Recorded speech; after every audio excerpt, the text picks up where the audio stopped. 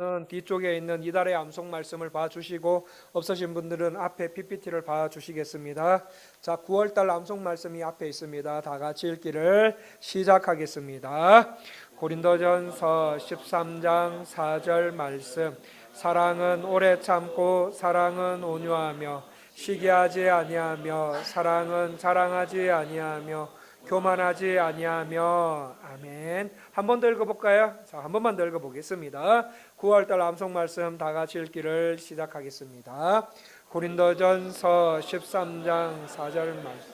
사랑은 오래 참고 사랑은 온유하며 시기하지 아니하며 사랑은 자랑하지 아니하며 교만하지 아니하며. 아멘. 이달의 암송 구절은 우리 교회 영유아부부터 청년대학부 그리고 여기 계시는 부모님들까지 동일한 구절로 동시에 매달 암송하고 있습니다. 지금 우리 옆에서 예배 드리고 있는 유초등부는 9월 한 달 동안 방금 읽으신 말씀을 포함한 고린도전서 13장 전체를 암송합니다. 중고등부도 영유아부도 청년대학부도 오늘부터 방금 읽으신 말씀 4절을 한 달 동안 암송합니다. 그러므로 부모님들 먼저 암송하시고 자녀들까지 온 가족이 암송하실 수 있도록 신앙교육해 주셨으면 좋겠습니다. 이 에스겔 선지자가 살던 시대는 조국 유다 나라가 무너져 내리고 있던 그런 시대였습니다. 하나님께서 이사야, 나훔 등 선배 선지자들을 통해서 하나님의 심판과 경고의 말씀을 하셨습니다. 그런데 하나님의 백성들은 선지자들로부터 하나님의 말씀을 듣고도 돌이키지 않았습니다. 돌이키지 않던 돌이키지 않자 선지자들이 선포했던 말씀들이 하나님의 백성들의 삶 속에 그대로, 그 백성들의 삶 속에 현실로 그대로 나타나기 시작합니다. 에스겔은 자기 눈앞에 하나님께서 말씀하시는 대로 일어나는 일들을 속절없이 지켜만 볼 수밖에 없었습니다. 에스겔 자신도 포로가 되어서 일찌감치 바벨론으로 끌려가는 상황이었습니다. 유다가 완전히 망하기 11년 전 BC 597년에 에스겔은 바벨론의 포로로 끌려가게 됩니다. 이 바벨론에 도착한 유다, 이 이스라엘 사람들은 처음에는 우리가 포로로 바벨론까지 잡혀온 것은 잘못된 거다. 뭔가 일이 착오가 있기 때문이다. 분명히 하나님께서 실수하신 거다. 하나님의 사랑을 받고 있는 사람이 바로 나인데 어떻게 하나님이 나를 이렇게 대우할 수 있냐. 하나님의 자녀인 나한테 어떻게 이런 일이 벌어질 수가 있다는 말이냐. 하나님께서 이거 분명히 실수하신 거다. 그러니 곧 하나님께서 실수하심을 하나님 자신께서 인정하시고 우리를 다시 제자리로 고향으로 돌려놓으실 것이다 라고 생각했습니다. 그리고 세월이 흘러 초기 이스라엘이 포로로 바벨론에 도착해서 살아가기 시작한 지 약 한 11년째 정도 되던 어느 날 또 이스라엘의 포로들이 바벨론에 도착합니다. 그 도착한 무리들에게 예루살렘 성은 완전히 회파되었고 그리고 예루살렘 성전도 완전히 무너졌다, 다 망했다라는 소식을 듣게 됩니다. 이 말을 들은 하나님의 백성들은 이제 우리는 완전히 망했구나. 하나님의 백성인 우리도 망했고 하나님의 나라를 상징했던 이스라엘도 유대도 완전히 망했구나.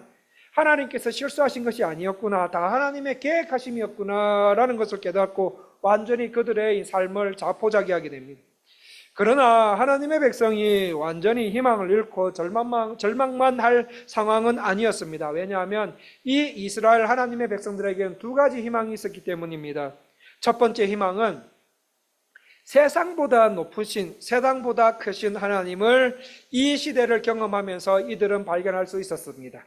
최근 10년에서 15년 동안 유다 나라에서 일어난 이 비극적인 일들은 하나님께서 경고하신 말씀대로 그대로 다 일어난 사건이었습니다. 이 사건을 보면서 비록 하나님의 백성인 우리의 죄와 잘못한 일로 인해서 일어난 일들이지만 정말 하나님께서 말씀하신 일들이 그대로 다 나타나네? 그대로 우리 삶 속에 다 일어나네? 이것을 볼 때 세상은 하나님께서 이끄시는구나, 다 하나님의 주권 속에서 일어나고 있는 거구나. 하나님은 세상보다 크신 분이다라는 사실을 이 이스라엘 백성들이 절망 가운데 깨달았을 때 그들에게 그때부터 희망인 시작되기 시작합니다.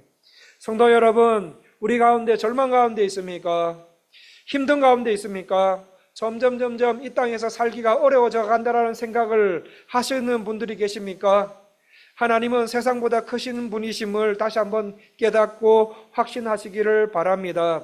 그때부터 여러분의 희망은 시작이 되실 것입니다. 이스라엘 백성들에게 있었던 두 번째 희망은 에스겔의 선배 선지자들이 선포했던 말씀을 자세히 살펴보면 거기에 있습니다. 선배 선지자들이 선포했던 하나님의 말씀에는 심판과 경고의 말씀만 있는 것이 아니었습니다. 뭐에 대한 말씀도 있습니까? 회복에 대한 메시지도 있었어요.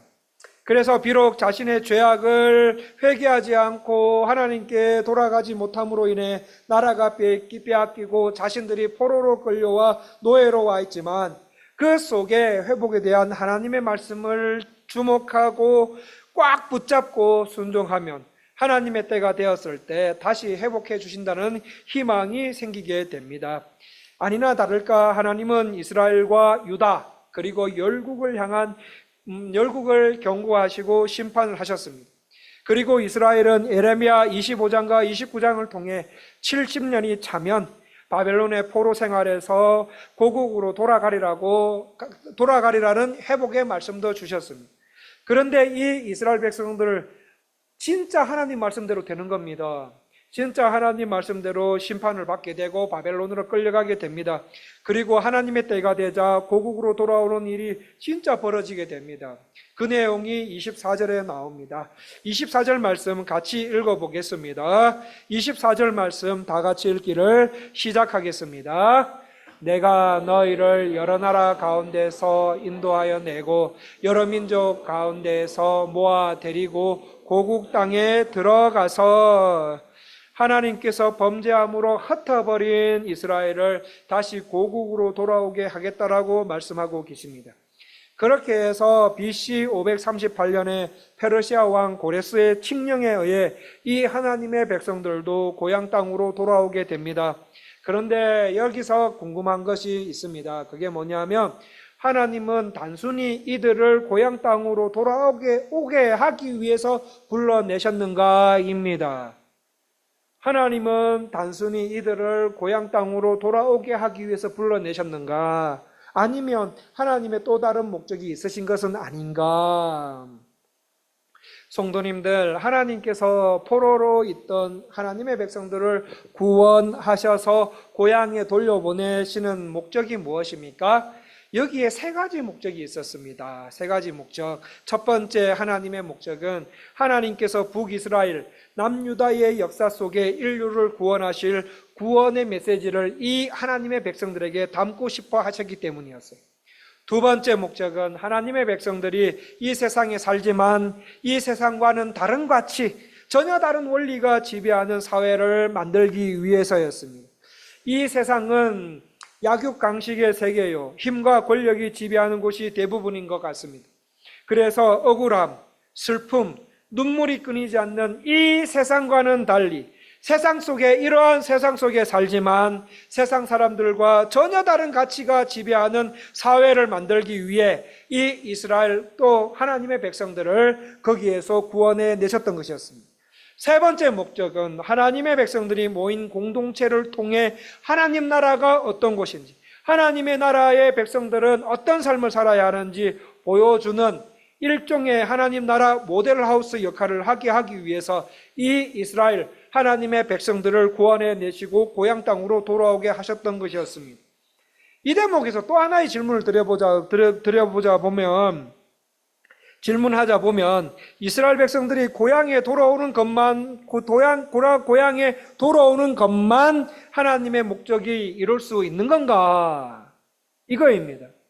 하나님의 백성들이 노예에서 구원받고 해방되어 고향으로 돌아오기만 하면 하나님의 목적이 이룰 수 있는 건가라는 질문입니다. 성도님들께서는 어떻게 생각하십니까? 하나님의 목적이 이루어질 수 있을 것 같습니까? 아닙니다. 목적을 이룰 수가 없습니다. 포로에서 해방된 하나님의 백성들에게 하나님의 목적을 이루시기 위해서는 그들의 심령의 변화가 필요했던 것이었습니다. 포로에서 구원받기 전 그들이 가지고 있었던 마음, 그 마음을 다 빼내고 하나님께서 주시는 마음으로 그들의 마음을 탁 해가지고 그들의 마음속에 딱 이식을 할 필요가 있었던 것이었어요. 즉 이스라엘 백성들이 새 사람이 되어야 했기 때문이었습니다. 본문에 나오는 하나님의 백성들을 보십시오. 이들이 한 불순종 한번 생각해 보십시오. 이들이 한 불순종이 어디 하루 이틀의 일이었습니까? 수백 년 동안 하나님께 한 불순종이 몸에 배긴 사람들 아니었습니까? 그로 인해서 하나님께 한두 번 징계와 벌을 받은 사람들도 아닙니다. 많이 받았습니다. 출애굽 광야에서도 가나안 땅에서도 아수르와 바벨론에 의해서 나라가 망하기까지 늘 불순종으로 일궈내온 백성들이었습니다. 물론 하나님은 시내산에 도착한 초창기 이스라엘에게 하나님께서 원하시는 사회를 만들 수 있도록 율법을 그들에게 주셨습니다. 그 율법을 가지고 처음에는 잘 순종하는 듯 했지만 시간이 지나자 아무도 그 율법에 귀 기울인 사람이 없었습니다. 아무도 하나님께서 원하시는 사회를 만들려고 하지 않았습니다. 오히려 약육강식의 세계에 어떻게 하면 거기에 들어가서 적응하며 살까? 너를 이기지 못하면 내가 지는 그 사회에서 살아남기 위해서 발버둥 치다가 온갖 죄를 다 지으면서 살아가더라는 말입니다. 그러자 하나님께서 선지자들을 보내셔서 하나님의 말씀을 선포하게 하셨지만 그 또한 아무도 듣지 않습니다. 그렇게 되자 불순종으로 일궈낸 이 사람들을 하나님은 더 이상 그 땅에, 가나안 땅에, 팔레스타인 땅에, 이스라엘 땅에 둘 필요가 없었던 거예요. 결국 하나님은 남유다와 북이스라엘 모두를 가나안 땅으로 몰아내기로 작정하십니다. 가나안 땅에서 쫓김당한 하나님의 백성들은 바벨론의 포로로 잡혀가 오랫동안 종살이를 하게 되었습니다. 약 70년의 종살이한 끝에 해방이 되었습니다.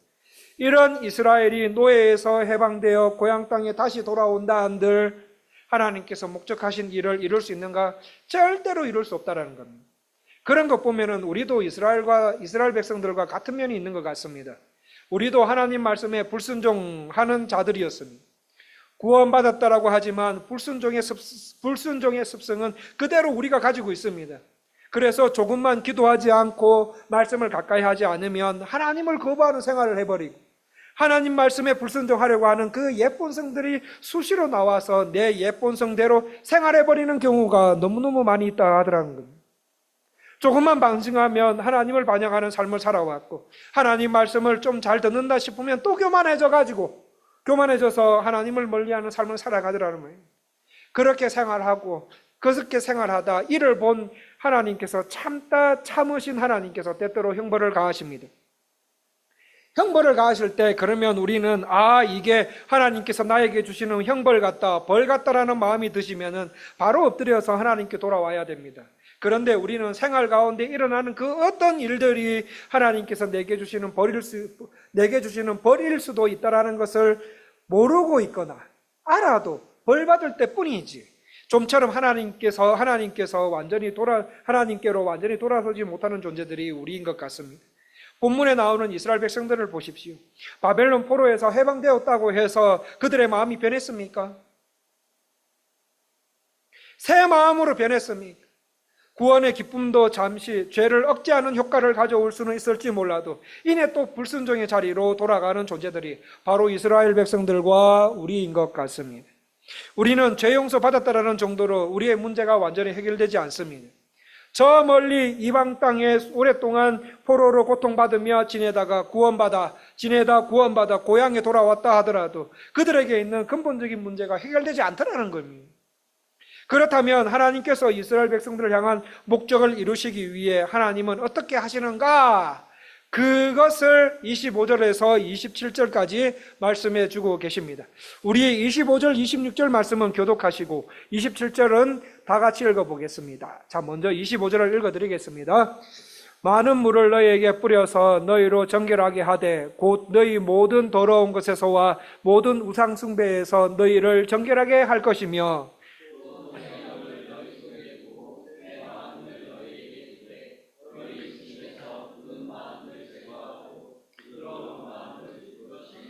또 내 영을 너희 속에 두어 너희로 내 율례를 행하게 하리니 너희가 내 규례를 지켜 행할지라. 하나님은 하나님의 목적을 이루시기 위해 이스라엘 백성들에게 세 가지 처방을 내리십니다. 첫 번째 처방, 모든 도덕적인 실패와 수치로부터 이스라엘 백성들을 깨끗이 씻기십니다. 두 번째 처방, 하나님의 백성들 마음속에 새 영과 새 마음을 창조하셔서 그들에게 탁 이식시키십니다. 부어주십니다. 세 번째 처방은 하나님의 영을 우리 마음속에 아예 거주하게 하셔서 하나님 말씀을 순종하게 하시는 방식으로 하나님의 목적을 하나님의 백성들에게 이루어 가신다. 하나님께서 하나님의 백성들을 친히 씻기시고 그들 마음속에 새 마음을 창조하십니다. 그리고 그들의 마음속에 하나님의 영이 거하도록 하셔서 하나님의 백성으로 하여금 하나님 말씀에 순종하는 부드러운 마음으로 자연스럽게 순종하는 삶을 살게 하심으로 하나님의 목적을 이루십니다. 성도님들, 참으로 놀랍지 않습니까?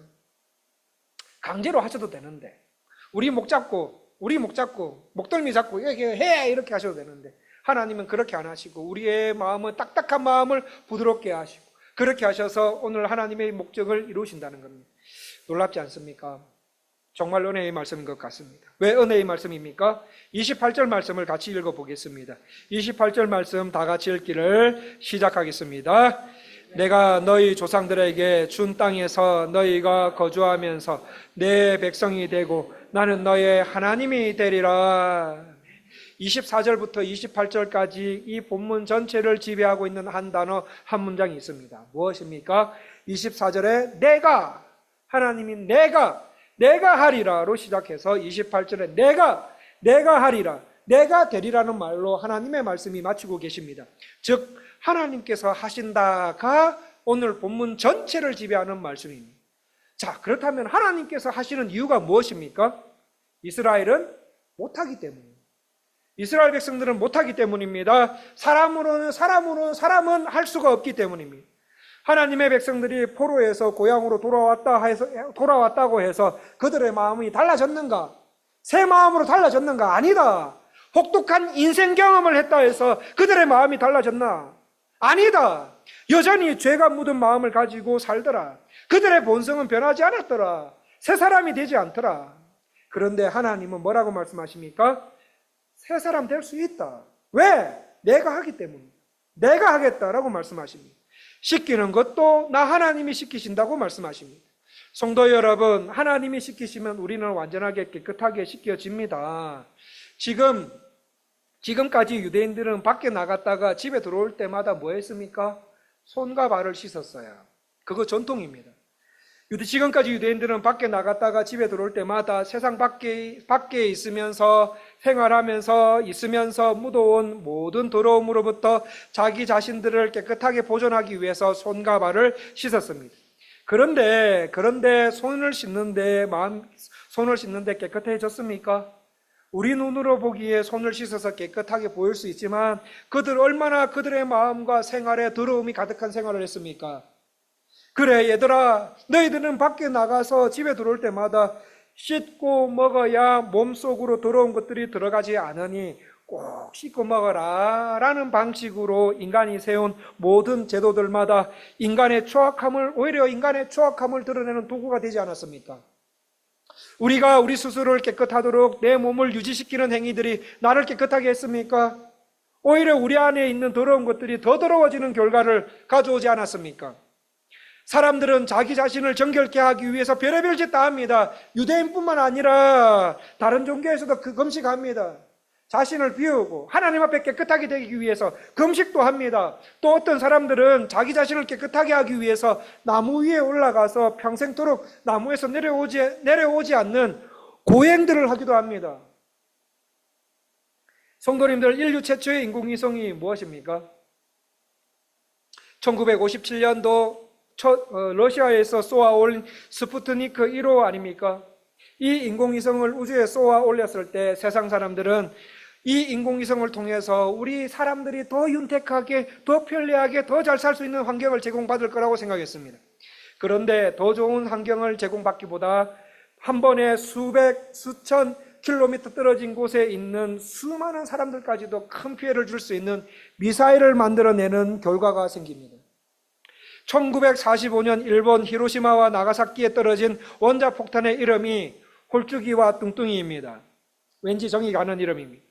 원자폭탄이 발명이 되자 세상의 사람들은 이렇게 말합니다. 와, 이것으로 세계 평화를 지킬 수 있겠다.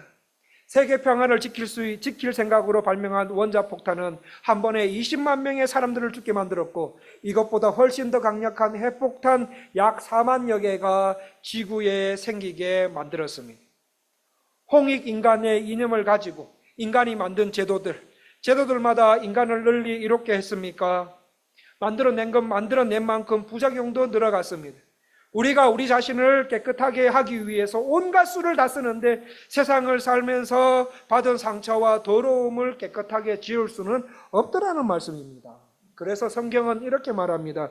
예레미야 2장 22절 말씀해 보시면, 주 여호와의 말씀이니라 네가 잿물로 양잿물로 스스로 씻으며 네 옷을 씻으며 그리고 네 몸을 씻으며 네가 많은 비누를 쓸지라도 네 제약이 내 앞에 그대로 있으리니, 이렇게 말합니다. 인간은 양잿물로 옷을 씻고 양잿물로 옷을 씻고 많은 비누로 내 몸을 깨끗하게 하려고 노력을 해도 씻을 수가 없고, 오히려 인간의 제약은 어떻습니까? 없어지지 않고 그대로 있더라입니다. 한마디로 인간은 자신 스스로를 깨끗하게도 할 수 없고 죄를 해결할 수도 없더라는 말씀입니다. 그런데 인간이 할 수 없는 것을 어떻게 해요? 하나님이 하시겠다. 하나님이 어떻게 하시겠다고 하십니까? 내가 씻기겠다. 어떻게 해요? 내가 내 아들의 피로 씻기겠다. 인간이 아무리 잿물, 양잿물, 락스, 세제를 사용해도 안 되고 가전 수련 활동과 제도들을 도입해도 안 되는 것을 하나님은 그 아들 예수님의 피로 나를 씻기십니다. 성령님은 나를 거듭나게 하시고 내 안에 새로운 마음을 창조하게 하시고 그 새로운 마음 속에 성령께서 내주하셔서 저와 성도님들로 하여금 하나님의 말씀을 부드러운 마음으로 순종하게 하신다. 그렇게 함으로 새 사람으로 변화시켜 나가십니다. 성도 여러분, 이게 하나님께서 하시는 일입니다. 성도 여러분, 여러분은 하나님 앞에 용서만 받으면 다 되는 줄로 생각하셨습니까? 아닙니다. 성령께서 여러분과 저 안에 새로운 마음과 새 마음을 창조하셔야 됩니다. 복음이 무엇입니까? 복음은 내 스스로 내 힘으로 아무리 해결하려고 해도 안 되는 것을 하나님이 십자가에서 하셨다는 것이 복음 아닙니까? 인간은 아무리 해도 안 된다. 아무리 해결하려고 해도 안 되는 저와 여러분의 절규를 로마서 7장에서 들으실 수 있으실 것입니다. 사랑하는 성도 여러분, 로마서 7장 다 찾아주십시오. 신약 249쪽에 있는 하나님 말씀이 있습니다.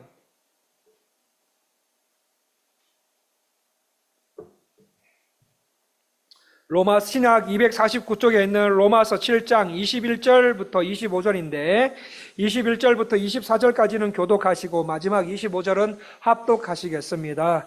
자, 다 찾으신 줄 알고 21절을 제가 먼저 읽어드리겠습니다. 그러므로 내가 한 법을 깨달았노니 곧 선을 행하기 원하는 나에게 악이 함께 있는 것이로다. 내 지체 속에서 한 다른 법이 내 마음의 법과 싸워 내 지체 속에 있는 죄의 법으로 나를 사로잡는 것을 보는도다.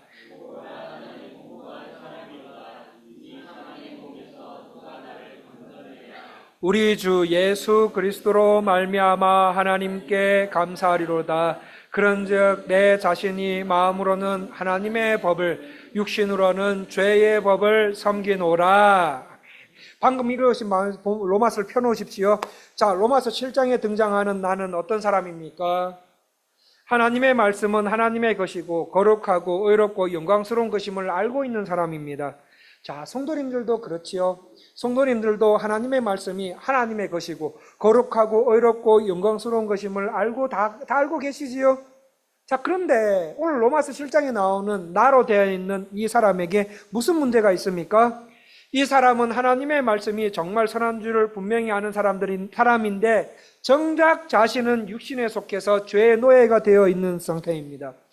이것을 봤을 때 이 사람은 하나님을 인격적으로 만난 사람인 것 같습니다.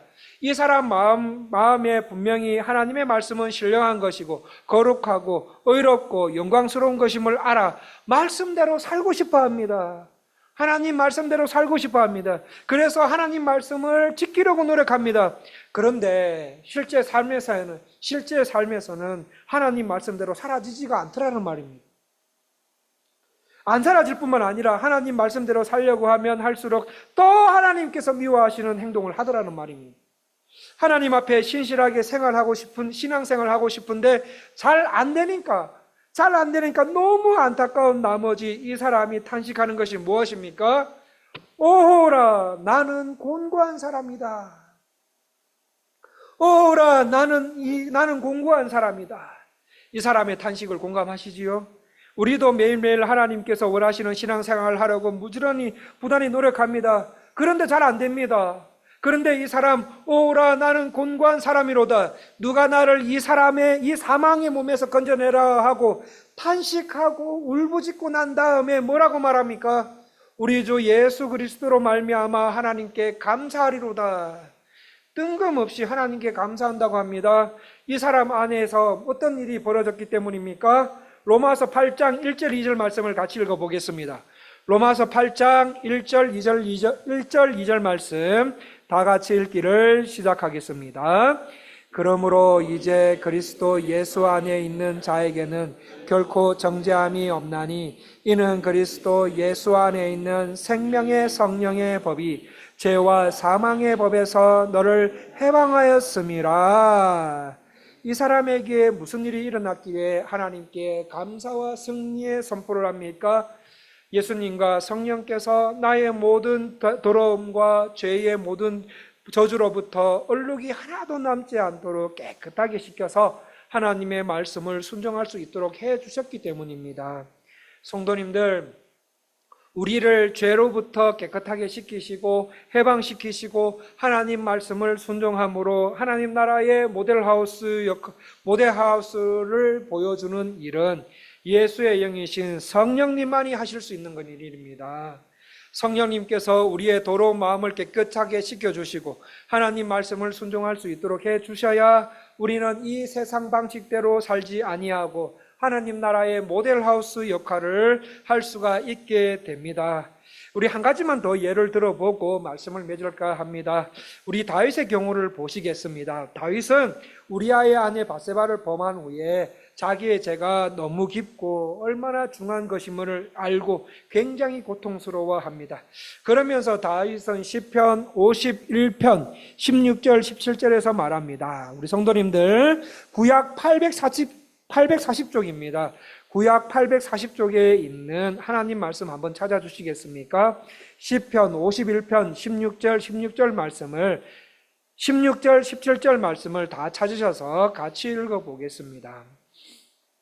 시편 51편 16절 17절 말씀 다 찾으신 줄 알고 다 같이 읽기를 시작하겠습니다. 주께서는 제사를 기뻐하지 아니하시나니 그렇지 아니하면 내가 드렸을 것이라. 주는 번제를 기뻐하지 아니하시나이다. 하나님께서 구하시는 제사는 상한 심령이라. 하나님이여 상하고 동의하는 마음을 주께서 멸시하지 아니하시리이다. 펴놓은 상태에서요, 다윗은 자신을 정결하게 하는 것은 제사가 아니라 누구라고 고백합니까? 하나님이라고 고백합니다. 구약시대 사람인데도 불구하고 다윗은 제사가 아니라 하나님이 나를 정하게 하셔야 합니다. 하나님이 나를 정하게 하셔야 내가 정해집니다 라고 말합니다. 그러나 사실 하나님이 나를 정하게 하셔도 충분하지가 않습니다. 더 필요한 게 있습니다. 더 필요한 게 있다고 말합니다. 무엇입니까? 혹시 성도님들 책을 안 덮으셨다면 우리 시편 51편 10절 말씀 1부 예배 때는 안 읽었는데 우리 2부 예배 때 한번 읽어보시겠습니까? 시편 51편 10절 말씀 우리 찾으신 분들만 같이 한번 읽어볼까요? 다 같이 읽기를 시작하겠습니다. 하나님이여 내 속에 정한 마음을 창조하시고 내 안에 정직한 양을 새롭게 하소서. 다윗은 예배, 제사가 진짜 중요하다는 말은 아닙니다. 중요하지 않다는 말이 아닙니다. 예배 중요하게 생각하셔야 됩니다. 그러나 더 중요한 것은 뭐냐? 하나님이 나를 깨끗하게 해주셔야 된다는 거예요.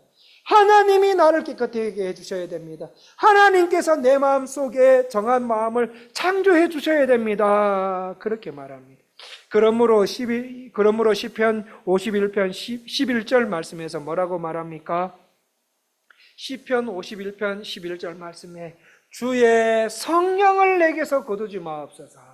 주의 성령을 내게서 거두지 마옵소서. 성령님이 저에게 필요합니다. 성령님 나를 깨끗하게 해주시고 내 마음속에 정한 마음을 창조하시고 나를 새롭게 하여 주옵소서라고 간절히 다윗은 간구하고 있습니다. 다윗을 깨끗하게 해주시고 다윗 마음속에 정한 마음을 창조하셔서 새롭게 하실 분은 성령님 뿐이라는 겁니다. 자, 이것을 염두에 주시고 오늘 본문으로 돌아가 보면 이스라엘 사람들이 바벨론 포로에서 구원받고 고향으로 돌아갔다고 해서 다 되는 것은 아닙니다. 그들에게 있었던 근본적인 문제가 해결되는 것이 아니었습니다. 이스라엘 백성들을 노예에서 구원하고 고향으로 돌아오게 한 하나님의 목적이 무엇입니까? 하나님의 백성이 이 땅에 살면서 세상 방식이 아니라 하나님께서 원하시는 가치관으로 살아가게 하는 것입니다. 또 하나님의 통치가 고스란히 적용되는 공동체를 우리 교회가 세우는 거예요. 그게 목적이에요. 그게 우리 교회 이 땅에 은혜교회 장로교회를 세우신 목적이에요. 그래서 하나님 나라, 저와 성도님들이 하나님 나라의 모델하우스 역할을 하는 것이 하나님의 목적이자 저와 성도님들의 삶의 목적이요 이 땅에 존재하는 이유입니다. 이 목적을 이루기 위해서는 성령님이 하나님의 백성 안에 있는 죄와 죄책과 오염과 부패함을 씻겨주셔야 하고 성령님이 그들 속에 새로운 마음을 창조해 주셔야 하고 또 성령님이 그들 안에 거하셔서 하나님 말씀에 순종하는 자녀로 변화되어야 하나님의 목적을 이룰 수 있는 하나님의 백성이 됩니다. 그렇게 된 하나님의 백성들은 현재와 미래를 인도하시는 성령님과 함께 동행하는 삶을 살게 되는 거지요. 여러분, 이 원리는 우리와도 똑같이 적용이 됩니다. 말씀을 맺겠습니다. 지금 우리 교회와 성도님들께 필요한 것은 두 가지입니다. 그게 무엇입니까? 예수 그리스도를 위해 사는 삶과 성령님이 필요해요. 성령님이 필요해요. 성도 여러분, 성령님은 어떤 분이십니까? 성령님은 참되고 유일하신 신격 중 제3위이십니다. 제3위로서 성부와 성자에게서 나오시며 성부와 성부 및 성자와 동일하게 영원하시며 동등하시며 본질이 동일하신 분이십니다. 또 성부와 성자로부터 믿는 자들의 마음에 성령님을 보내심을 받아 주의 백성들을 거룩하게 하시고 영생을 받기에 합당하게 하시는 분이 성령님이십니다. 성령님은 예수님과 하나님과 함께 영원전에 계신 분으로 이 세상을 창조하실 때 함께 하셔서 창조의 원동력이 되신 분이십니다. 성령님은 우리를 거듭나게 할 수 있도록 도와주시고 우리에게 구원을 주신 후 하나님을 바로 알고 순종할 수 있도록 도와주셔서 우리가 하나님 나라의 기업을 얻게 하도록 하시는 분이십니다. 이 성령님을 우리 마음에 모시면 첫 번째, 십계명에 명시되어 모든 그리스도인들이 행해야 할 덕들, 그 덕을 십계명을 세상에서 행할 수 있게 되십니다. 또 그리스도인으로서 사는 삶과 행함에서 오는 그리스도인으로서 이 땅에서 살다가 받는 환난과 위험으로부터 우리가 승리하게 하시고 그리스도의 은덕을 마지막까지 보존할 수 있게 하시는 분이십니다. 두 번째로 성령님을 우리 마음에 모시면 성령께서 우리의 지각을 열어주셔서 하나님 말씀을 바르게 받아 우리의 양심과 이성이 회복이 되어 세상에 어떻게 살아야 될지 올바른 삶인지 분별력을 갖게 됩니다. 그 분별력을 통해 성도가 속한 삶의 전 영역에서 하나님께서 원하시는 공동체를 세우는 일에 쓰임받게 됩니다. 세 번째, 세상에서 신앙생활을 하는 중에 혹 믿음이 연약해지고 흔들릴 때 우리를 강건케 하시고 든든히 세워주셔서 우리가 받은 구원이 헛되지 않음을 확신시켜 주십니다. 또 우리의 인생이 닿을 때까지 우리를 지켜주시고 인도하여 주시고 보호해 주십니다. 네 번째, 성령님이 우리 안에 오시면 우리 예수님 이 땅에서 사시면서 하셨던 일을 우리도 하게 하십니다. 그러므로 성도는 성령 충만해야 하고 성령님과 함께 동행하시는 삶을 살아야 합니다. 성도님들, 오늘 본문 말씀을 근거로 진심으로 권면을 드립니다. 성령 충만함을 사모하십시오. 성령님의 능력을 입으십시오. 하나님의 말씀이 이 세상 속에서도 나를 지배하고 하나님 말씀을 따라 인도하심을 받을 수 있도록 성령님을 갈망하셔야 되지 않습니까? 성령 충만한 성도가 되기 위해서 꾸준히 말씀에 귀를 기울이셔야 되지 않습니까? 성령의 능력을 입기 위해 복음의 도리에 대한 진지한 묵상과 복음 지식에서 자라기를 간절히 사모하는 자세가 있어야 되지 않습니까? 세상 생활에서의 양심에 거스리는 행동에 대한 회개가 있어야 되고 죄들을 제거하기 위한 간절한 사모함과 꾸준한 기도가 있어야 되지 않습니까? 이렇게 간절히 성령님을 갈망하며 성령의 능력을 덧입고 신앙생활을 하기 시작하실 때 우리를 향한 하나님의 목적을 이루어 가실 줄 믿습니다. 성도 여러분, 마지막으로 우리를 향한 하나님의 목적이 무엇입니까? 첫 번째, 하나님의 백성, 이 땅 하나님의 백성인 우리가 이 땅을 살아가면서 세상 방식이 아니라 하나님께서 원하시는 방식과 가치관으로 살아가고, 두 번째, 하나님의 하나님의 통치가 고스란히 적용되는 공동체를 우리가 세워나가는 거예요. 그리고 세 번째는 마침내 하나님 나라의 모델 하우스의 역할을 보여주는 역할을 하는 것이 바로 하나님의 목적이요 우리가 이 땅에서 살아가는 삶의 목적인 줄 믿습니다.